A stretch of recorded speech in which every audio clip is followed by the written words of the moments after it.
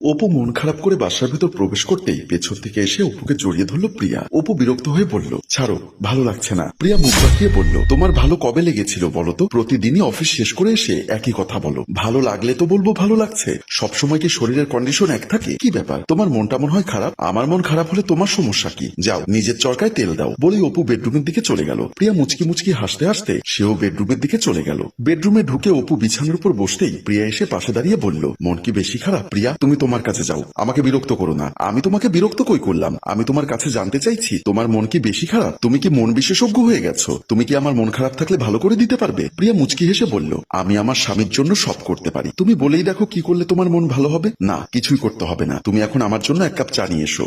চা তো অবশ্যই দিব, কিন্তু তার আগে বলো আর কি করতে হবে। অপু এবার রাগান্বিত হয়ে দাঁড়িয়ে বলল, আমি ফ্রেশ হয়ে ড্রয়িং রুমে বসছি, যদি সম্ভব হয় আল্লাহর ওয়াস্তে এক কাপ চা নিয়ে এসো। বলেই বেডরুম থেকে বের হয়ে গেল। প্রিয়া মুচকি হাসি দিয়ে রান্নাঘরের দিকে চলে গেল। অপু ড্রয়িং রুমের সোফায় বসে টিভি দেখছিল। প্রিয়া হাতে এক কাপ চা নিয়ে ড্রয়িং রুমে প্রবেশ করলো। অপুর সামনে চায়ের কাপ দিয়ে বলল, চায়ে চুমুক দাও, দেখবে শরীর মন দুটোই ভালো লাগছে। অপু চায়ের কাপে চুমুক দিল। প্রিয়া বলল, তোমার সাথে আমি কখনো ঝগড়া করি? না, করো না, কিন্তু প্রতিদিনই তো শুনতে পাও পাশের ফ্ল্যাটের ইমা ভাবি বাবু ভাইয়ের সাথে কি পরিমাণ ঝগড়া করে। এখন কি বলতে চাও সেটা বলো। বাবু ভাই একটা মেয়ের সাথে প্রেমে পড়েছে, ওই মেয়েটাকে বিয়ে করতে চায়, কিন্তু ইমা ভাবি সেটা কোনোদিনও মেনে নিবে না। সেজন্যই প্রতিদিন ওদের মধ্যে ঝগড়া বিবাদ লেগেই থাকে, যাকে বলে এক প্রকার অশান্ত। ও এই ঘটনা, ইমা ভাবির স্থানে যদি আমি থাকতাম তাহলে কিন্তু আমি আমার স্বামীকে বিয়ে করার জন্য অনুমতি দিতাম। কথাটি শুনে অপু প্রিয়ার দিকে একটু আর চোখে তাকালো। প্রিয়া আবার বলল, একটা পুরুষ যদি ভরণ পোষণ দিতে পারে, 5টা স্ত্রী হ্যান্ডেল করতে পারে, তাহলে বিয়ে করতে পারলে সমস্যা কি? বাবু ভাইয়ের তো সেই ক্ষমতা আছে, তাহলে বিয়ে করুক। স্বামীর সাথে এত ঝগড়া করার কি আছে? প্রিয়ার কথা শুনে অপুর মুখে কিছুটা হাসি ফুটলো। প্রিয়াকে বলল,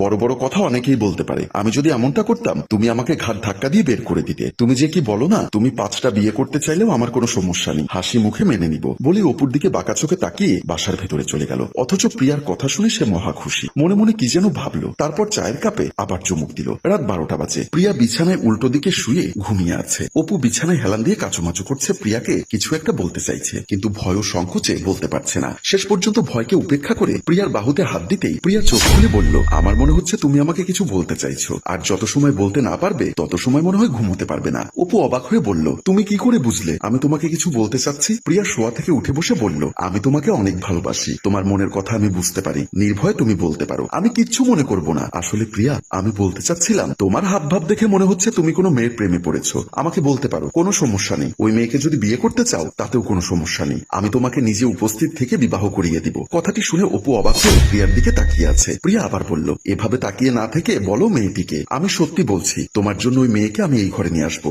এবার অপু যেন বুকে একটু সাহস পেল। তারপর কাপা কাপা গলায় বলল, তুমি সত্যি ওকে আমার সাথে বিয়ে দিবে? অবশ্যই বিয়ে দিব, তুমি শুধু বলো কটা মেয়েকে তুমি বিয়ে করতে চাও, সেই কটা মেয়েকে তোমার সাথে বিয়ে দিব। এখন বলো মেয়েটিকে কিভাবে পরিচয় হলো, তোমার সাথে সম্পর্কটা কত দূরে গিয়েছে? প্রিয়ার কথা শুনে বাবু বুকে সাহস পেল। এবার নির্ভয় প্রিয়ার কাছে ঘটনা শুরু থেকে বলতে লাগলো। 1 সপ্তাহ আগে আমি অফিসে আমার কক্ষে বসে কাজ করছিলাম, এমন সময় তোমার মামা মানে আমার অফিসের বস সুন্দরী ইভাকে নিয়ে আমার কক্ষে প্রবেশ করতেই আমি বসা থেকে দাঁড়িয়ে গেলাম, বসকে সালাম দিলাম। ইভার পা থেকে মাথা পর্যন্ত তাকাতেই আমার মাথায় যেন চক্কর মারলো। এত ছোট ছোট ড্রেস পরা এত সুন্দর মেয়ে আমার মাথাটাই যেন এলোমেলো করে দিল। তোমার মামা বলল, ওর নাম ইভা, আজ থেকে তোমার সমস্ত কাজে বিশেষভাবে সহযোগিতা করবে, বলতে পারো তোমার পিএস। দুজনে হয়তো একসাথে কাজ করলে আমাদের কোম্পানির কাজের গতিটা একটু বাড়বে। আমি কোনো কথা বলছি না, শুধু বারবার ইভার দিকে তাকাচ্ছিলাম। হয়তো ইভা সেটা বুঝতে পারছে, তাই মুচকি মুচকি হাসছে। ঠিক আছে, তাহলে তোমরা কাজ করো, কোনো সমস্যা হলে আমাকে বলবে। বলেই তোমার মামা আমার কক্ষ থেকে বের হয়ে গেল। আমি হ্যাঁ না কিছুই বললাম না, শুধু বারবার ইভার পা থেকে মাথা পর্যন্ত তাকাচ্ছিলাম। আমার এমন অবস্থা দেখেই বলল, স্যার বসুন। বসে না হয় দেখুন। আমি ওর কথা শুনে কিছুটা লজ্জা পেয়ে চেয়ারে বসে পড়লাম। ইভাকে হাত ইশারা দিয়ে বসতে বললাম। ইভা বলল,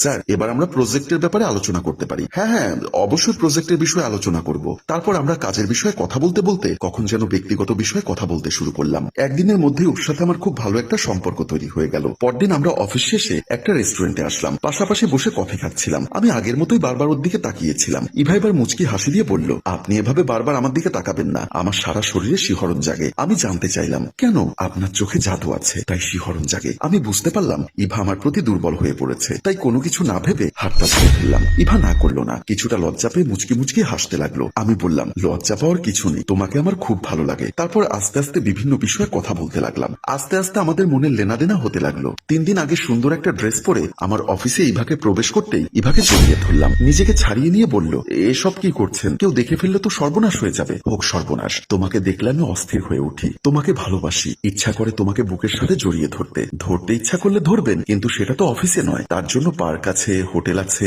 ব্যক্তিগত অনেক জায়গা থাকতে পারে। তাহলে আজ অফিস শেষে তুমি আমার সাথে এক জায়গায় যাবে? আমি কি আপনাকে না করেছি? ওর কথা শুনে আমি ভীষণ খুশি হয়ে গেলাম। ও আমার হাতে একটা ফাইল দিয়ে বলল, তাড়াতাড়ি ফাইলটার কাজটা সেরে নিন, অফিস শেষ হতে কিন্তু বেশি সময় বাকি নেই। বলেই ফাইলটা আমার হাতে দিয়ে মুচকি হেসে আমার অফিস কক্ষ থেকে বের হয়ে গেল। তখন থেকে আমার মনের ভেতর আকুম বাকুম করতে লাগলো শুধু ইভাকে কাছে পাওয়ার জন্য। একটা হোটেল কক্ষে ওকে নিয়ে আমি বিছানায় শুয়ে জড়িয়ে ধরতে চাইলাম, কিন্তু ইভা আমাকে বাধা দিয়ে শোয়া থেকে উঠে গেল। আমি বললাম, কি হয়েছে, এমন করছো কেন? বিয়ের আগে এসব কিছু হবে না। ওর কথায় আমার কপালে একটা চিন্তার ভাঁজ পড়লো। ওকে ভালো লাগতো ঠিকই, কিন্তু বিয়ের কথা শুনে তোমার কথা মনে পড়লো। ইভা আবার বলল, তোমার স্ত্রী আছে আর তোমার আমার সম্পর্কটা পরকীয়া। আমি অন্য সব মেয়েদের মতো লুকিয়ে লুকিয়ে বিয়ে করতে পারবো না। আমাকে কাছে পেতে হলে সবাইকে জানিয়ে ধুমধাম করে অনুষ্ঠান করে বিয়ে করতে হবে। তুমি কি কখনো পারবে তোমার স্ত্রীর কাছ থেকে অনুমতি নিয়ে আমাকে বিয়ে করতে? ইভার কথায় আমি একটু দ্বিধাদ্বন্দ্বের মধ্যে পড়ে গেলাম। কি বলবো বুঝতে পারলাম না। ইভা আবার বলল, তোমার স্ত্রীর কাছ থেকে আগে অনুমতি নিয়ে এসো, তারপর যা ইচ্ছা তাই করবে। আমার সবকিছু তোমার। আমি তোমাকে ভালোবাসি সেটা যেমন সত্য, তেমন ইভাকেও কেমন জানি ভালোবেসে ফেলেছি। তাই ওকে কথা দিলাম আমার স্ত্রীকে আমি রাজি করাবো।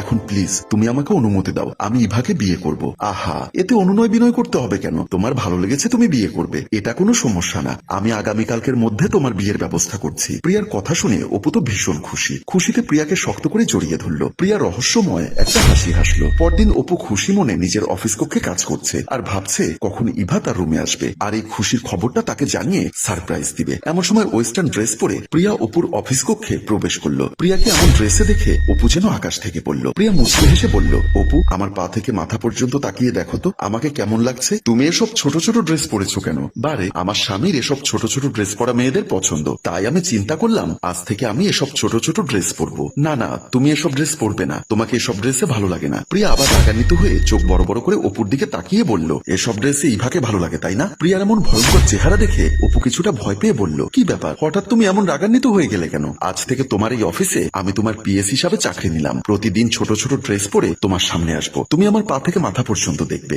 আর মনে মনে আমাকে নিয়ে সুখের রাজ্যে হারিয়ে যাবে। কাপা কাপা গলায় অপু বলল, কিন্তু ইভা, ওর চাকরি শেষ, কারণ তোমাকে পরীক্ষা করার জন্য মামাকে বলে ওকেই আমি চাকরি দিয়েছিলাম। আর তুমি আমার পাতা ফাঁদে পা দিয়েছো, প্রমাণ করেছো তুমি একটা চরিত্রহীন। তুমি এসব কি বলছো? তুমি এমনটা আমার সাথে করতে পারলে? তুমি ঘরে বউ রেখে ছোট ছোট ড্রেস পরা মেয়েদের দেখলেই বিয়ে করার ইচ্ছা প্রকাশ করতে পারো, আর আমি ছোট ছোট ড্রেস পরলেই সমস্যা? আজ থেকে 24 ঘন্টা আমি তোমার সাথে থাকবো, তুমি শুধু আমাকে দেখবে। পৃথিবীর সবকিছুর ভাগ আমি সবাইকে দিব, কিন্তু আমার স্বামীর ভাগ আমি কাউকে দিব না। অপু বুঝতে পারলো সে তার নিজের স্ত্রীর ষড়যন্ত্রের শিকার হয়ে অনেক বড় ভুল করে ফেলেছে, তাই অনুনয় বিনয় করে ক্ষমা চাইতে লাগলো। প্রিয় ভিউয়ার্স, আপনাদের কি মনে হয় প্রিয়া যে কাজটা করেছে সেটা কি সঠিক নাকি ভুল? ভুল পথে চলা স্বামীদের এভাবেই ঠিক করা উচিত বাংলার প্রতিটা স্ত্রীর। আপনাদের মন্তব্যকে জানিয়ে দিন। গল্পটি ভালো লাগলে লাইক, কমেন্ট ও শেয়ার করুন। গল্পটির রচনায় ফেরদৌস অপু, পরিচালনায় মোশাররফ হোসেন মৃদুল। ধন্যবাদ।